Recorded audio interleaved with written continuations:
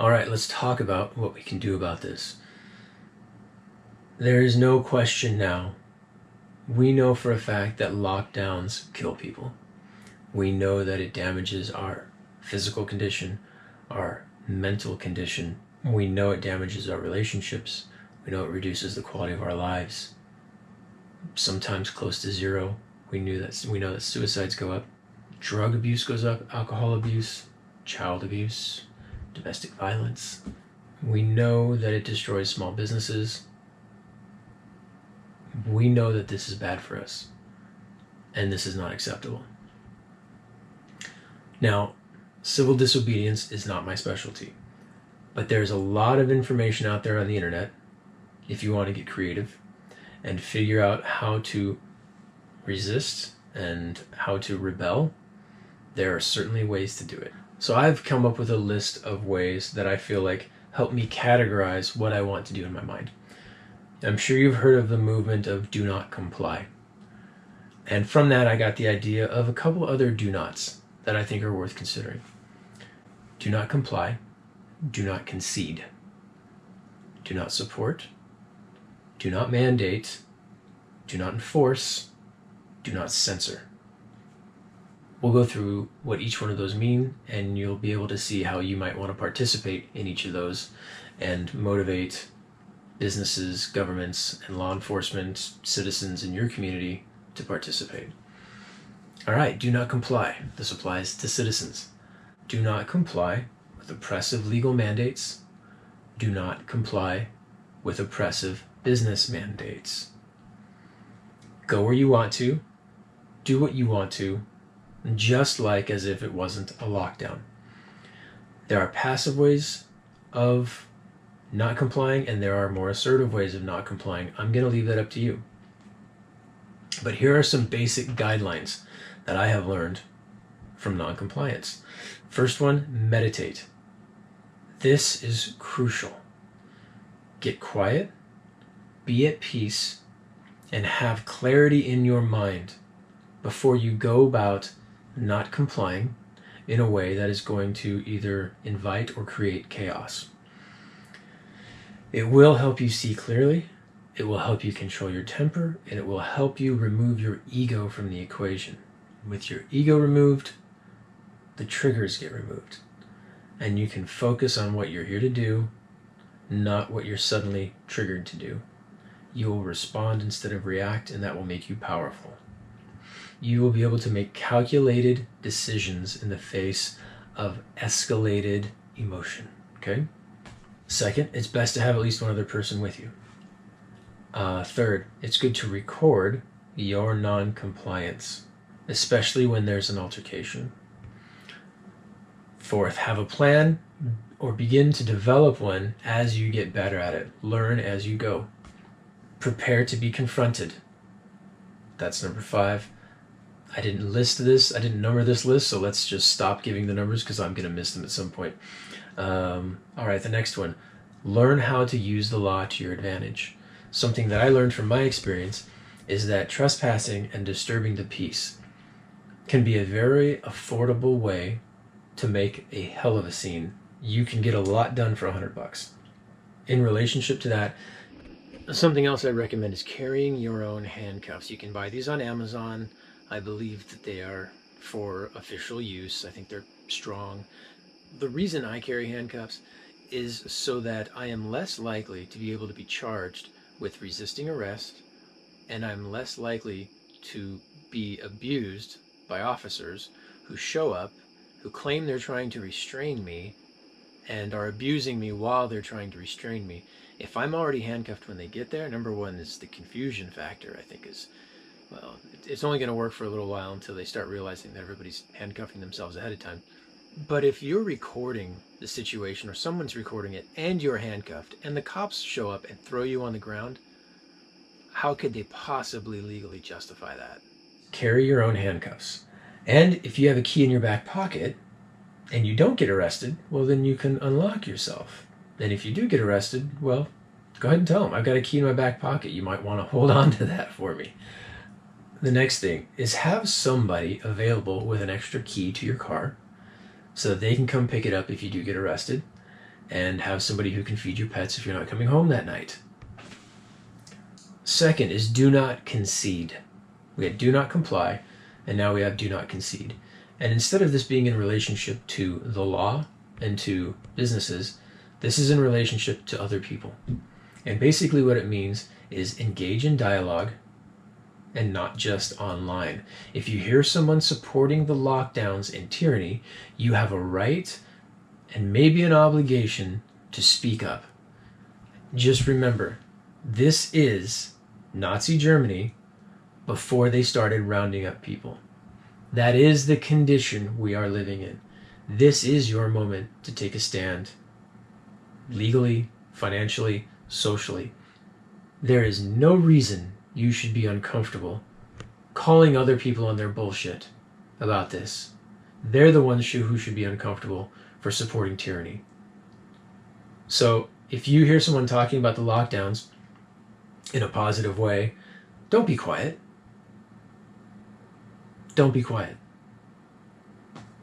So the next thing you can do is support, which goes hand in hand with do not enable. Support free businesses and churches. Reward them for their bravery. Promote them quietly through direct messages on Signal or Telegram apps. Let them know you appreciate them. Even consider maybe putting a legal fund together for them in case they get in trouble with the health department or with whatever governing authority has decided to punish them for honoring your rights. And let those law enforcement agencies, which we will get to, let them know that if they act against these brave businesses and churches, that it will not go unnoticed. There's going to be a lot of local businesses who are going to comply or be tempted to, and understand that they may feel like they have no choice, that doing them harm or even harassing them is not the answer. It's not the solution we're looking for. These boutique shops, these small owner-operated restaurants, local hardware stores, these are the ones that we're trying to protect and defend and support. And it's a good idea to talk to them if they are complying, but let them know that you're not going to support them, you're not going to support the tyranny, but don't make their lives any harder than it has to be. Just incentivize them to do the right thing. Now, big businesses, that's a different story. So for large businesses, and you need to use them for grocery shopping, home repair, fuel, clothing, etc., call the managers and ask if they will refuse you service for not complying.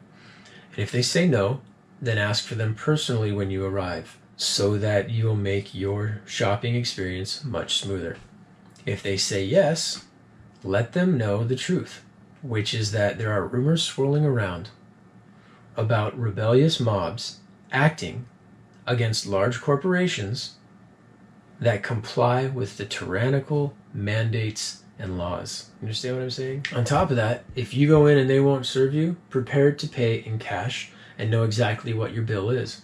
You go, you do your shopping, you take what you want, you put your money with the attendant, whether they accept it or not, and then you walk out and you record everything.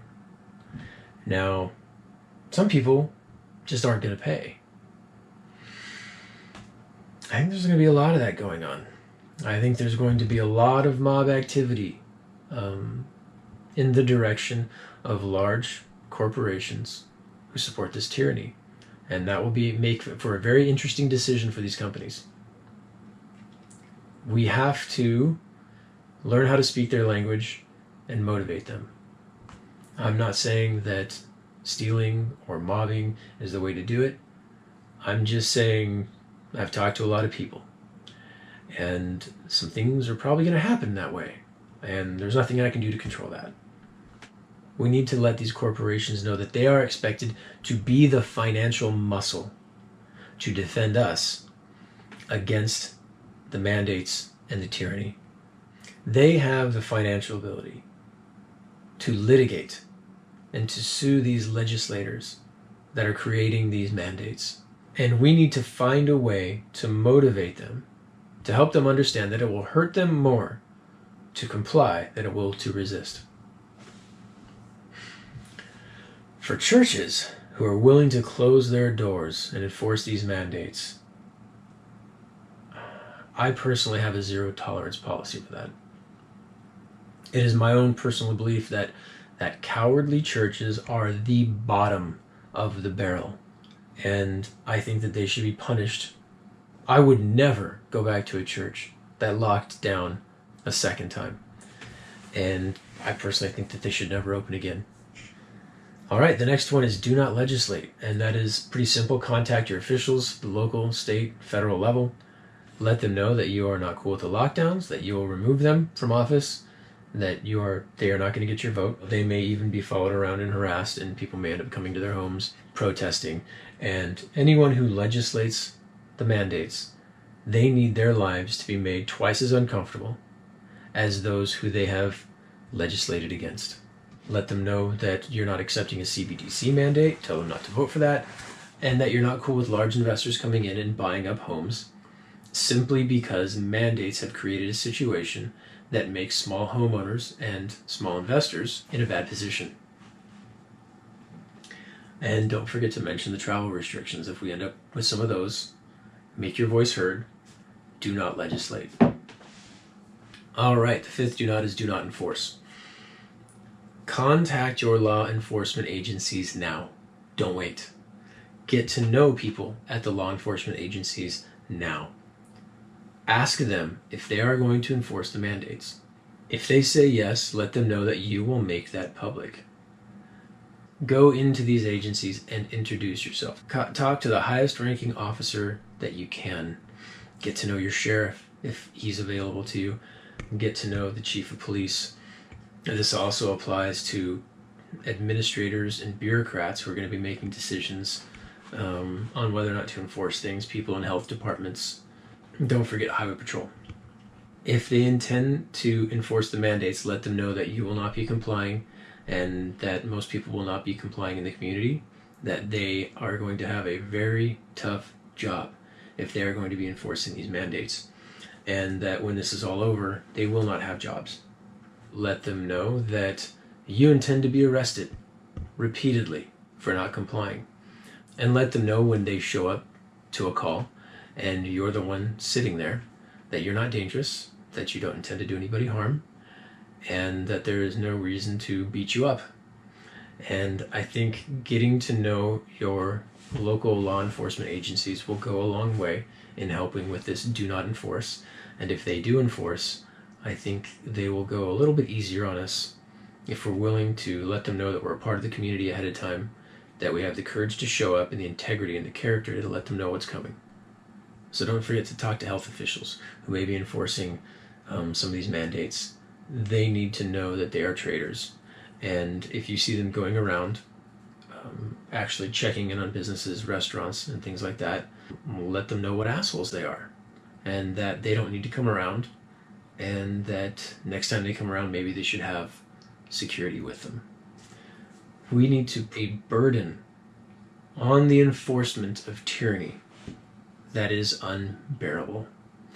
And the last piece is do not censor. So this applies to media, social media, as I'm sure you can imagine. Let them know, reach out and let them know that they're not untouchable. They have been playing this game as if they live in a different world than us, and that they can afford to be hated. There's a scene in Fight Club, I believe they were dealing with a mayor, I don't remember exactly, and he let them know, you have people who serve you, and that's us. And you have people who drive your cars, who serve your food, who take out your trash. Do not mess with us. This would be my message to social media and media. You think you're untouchable, you're not. We can make your life suck, and we will. And I don't care who you think is going to protect you, the government, you've got a special deal made with the feds, and so you think you're going to be okay in the end. There's no place you can go that people aren't. And if you find a place that is so secluded that there are 0 people around, so you don't have to worry, you've created your own hell anyway. And I'd be happy to allow you to live in solitary confinement. But short of that, you're going to catch shit. I have no grace personally for social media and media companies that censor us. And I think they're going to find out that this time around it will not be tolerated.